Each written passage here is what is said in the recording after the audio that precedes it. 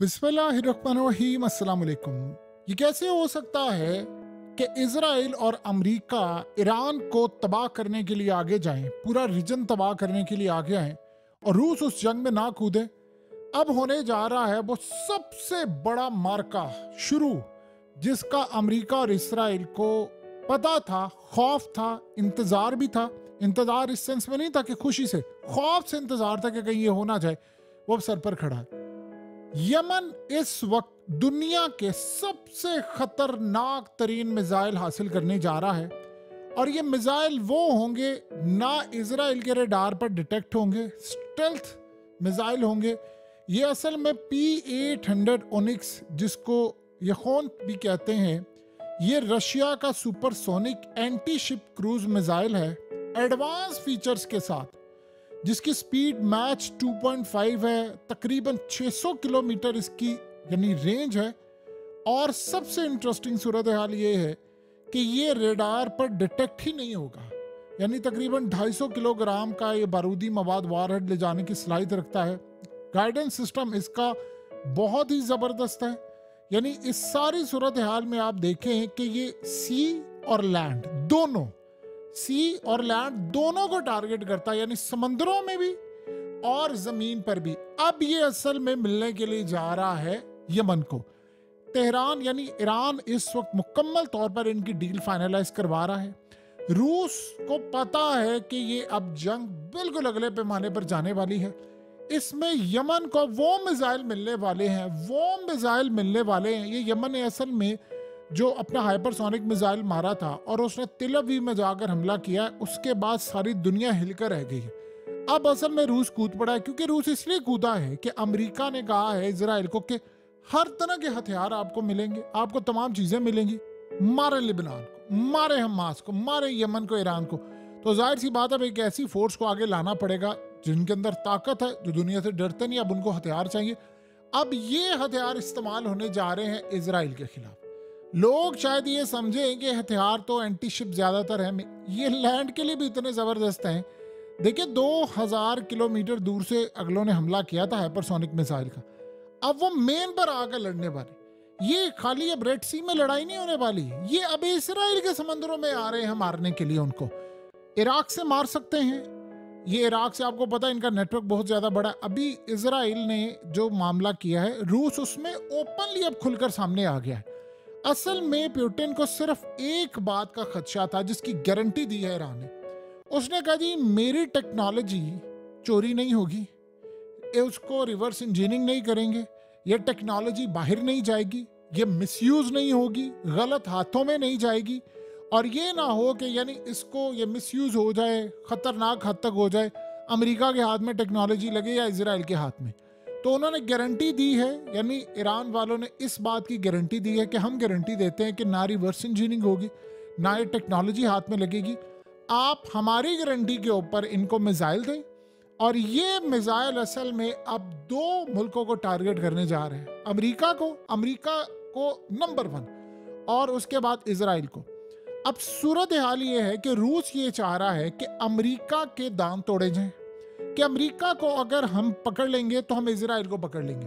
तो अब ये जो सूरत हाल होने जा रही है, ये खाली ये नहीं है कि ये सिर्फ खाली मिसाइल लेगा।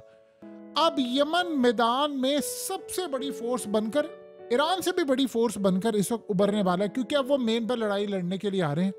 ये असल में जो अमेरिका ने कहा है दुनिया को, जी ये इनको मिलने जा रहे हैं, रूस ने इनको बहुत कुछ पहुंचा दिया हुआ है ऑलरेडी। आप अंदाजा करें कि दुनिया में वो कौन सा मुल्क था जिसने सबसे पहले खबर ब्रेक की थी कि यमन के पास हाइपरसोनिक मिसाइल है? रूस ने। अमेरिका ने क्या कहा था? झूठ बोल रहे हैं, याद है ना आपको? अब जरा ये मनाजिर देखिए तो अमेरिका से पूछे, अमेरिका ने कहा था झूठ बोल रहे हैं, ये रूस पूरी दुनिया को डराने के लिए, उनके पास हाइपरसोनिक मिसाइल था। और ये याद रहे, यमन के हौसियों ने कभी भी नहीं कहा था कि हमारे पास है हाइपरसोनिक मिसाइल, ना ईरान ने कहा था। तो उनके पास उन्होंने कहा इन्होंने बना लिया है। अब ये जो असल में इनको मिसाइल मिलने वाले, इससे कई गुना ज्यादा महंगे मिसाइल और खतरनाक मिसाइल अब यमन की फौजें देखिए इस वक्त शाम के अंदर आ गई हैं, लेबनान में उनकी फौजें ऑलरेडी आ चुकी हुई हैं, और ये इजराइल ने ऑलरेडी खबर भी ब्रेक कर दी है। अब ये असल में लैंड से हमला करेंगे, शाम से भी। याद रहे अब ये शाम में बड़ी मेन फोर्स बनकर आ रहे हैं, और ये हमला करने के लिए जाएंगे इराक से, और दूसरा रेड सी, और यहाँ से तो वो हमला कर ही रहे हैं, लेकिन अब वो इजराइल के समंदरों में हमला करने के लिए भी जा रहे हैं, ये भी याद रहे। अब असल में प्लान ये हुआ है कि इसराइल को मारना है और अमेरिका को इन्होंने हिट करना है। असल में उनको अब ऐसे मिसाइल चाहिए कि वो अमेरिका के एयरक्राफ्ट कैरियर्स को भी तबाह कर सके, लेकिन उनको ऐसे मिसाइल चाहिए जो रेडार पर डिटेक्ट ना हो। इसकी स्टेल्थ टेक्नोलॉजी, ये रेडार पर डिटेक्ट नहीं होंगे, जैसे F-35 की स्टेल्थ टेक्नोलॉजी है। वो लेबनान के ऊपर इस वक्त देख ले कितनी बमबारी करें, उनके आते हैं, ये सबसे बड़ा डिसएडवांटेज है लेबनान को।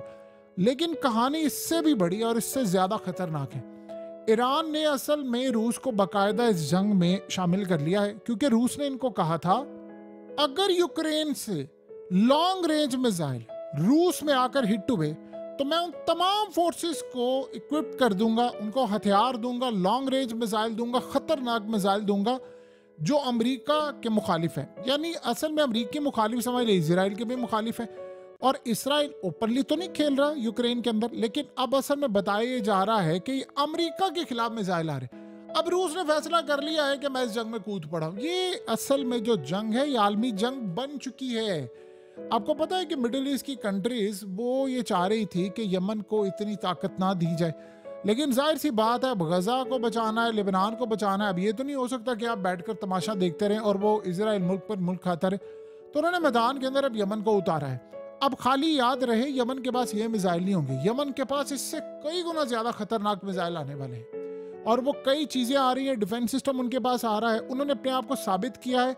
और रूस अब एक दफा इनको ये मिसाइल देगा तो आप ये देखेंगे, ये बड़ी इंटरेस्टिंग बात हकीकत टीवी आपको बता रहा है कि अगले मरहले के अंदर आप देखेंगे कि यमन की फोर्सेस आपको रूस में लड़ती हुई नजर आएंगी। आपको पता है कि इस वक्त रूस को इस्लामिक फोर्सेस की कितनी सख्त जरूरत है यूक्रेन के अंदर, और इस सारी सूरत हाल में उनको पता है कि ये हमारा काम करेगा। तो यमन की फोर्सेस अब पूरी दुनिया में फैलने वाली। देखिए इन्होंने किया क्या है, यमन ने पिछले 1 साल में सिर्फ 2 काम किए, शिप्स उड़ाए हैं, रज के उड़ाए हैं, इतने उड़ाए हैं कि अमेरिका भाग गया और सारे तरले करते फिरे। यूके भी भाग गया, इजराइल भी भाग गया, भारत भी नहीं कर सका।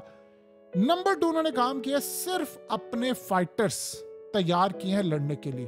दिन रात उनकी ट्रेनिंग जारी थी, रेप्लिका बना बनाकर इजराइल की गलियों का ये वो सब कुछ। अब वो फोर्सेस तैयार है, ये यूक्रेन में भी जाएंगे लड़ने के लिए रूस के साथ मिलकर, और इन्होंने इजराइल में भी लड़ना है, इन्होंने शाम से इजराइल के खिलाफ लड़ना है, लिबनान से भी लड़ना है और इराक से भी लड़ना है, और समंदरों में भी इजराइल के अब लड़ना है जहां पर ये हाइफा को टारगेट करेंगे।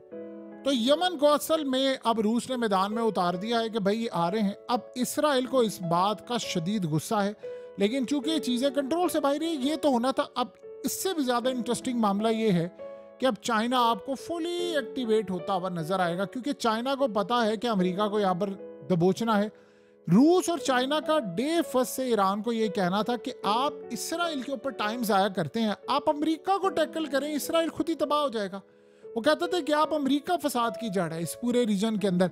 अब आज देख लें कि आयतुल्लाह अली खामनेई ने भी यही बात कही है। उन्होंने कहा है कि अमेरिका भोला बना हुआ है कि हम इस जंग में नहीं है, पीछे रह रहा है, सारा पैसा वो दे रहा है, हथियार दे रहा है, सपोर्ट दे रहा है, लेकिन इलेक्शन चूंकि सर पर खड़े हैं तो इसलिए वो ओपनली नहीं कह रहा कि मैं इजराइल के साथ हूं, लेकिन तमाम चीजें करे।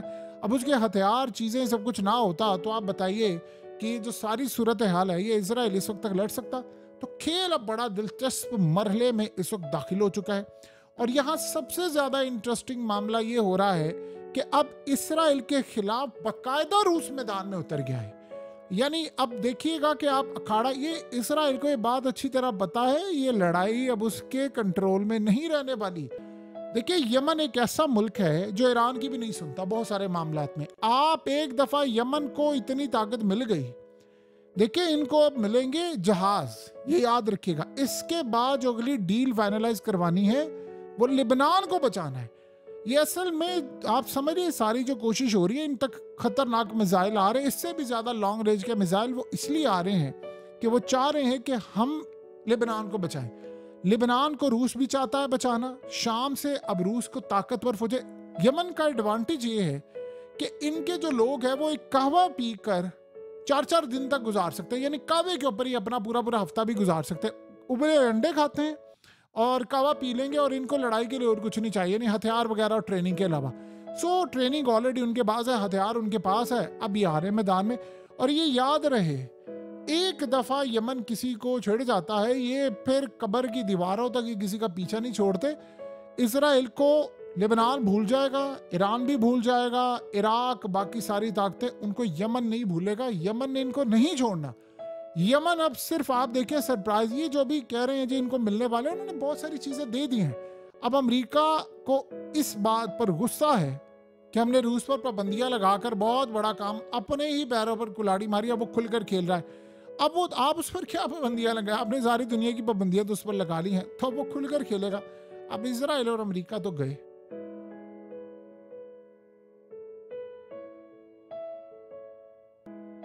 हकीकत टीवी को सब्सक्राइब करना मत भूलें, वीडियो को लाइक करें, शेयर करें और कमेंट सेक्शन में अपनी राय का इजहार जरूर करें।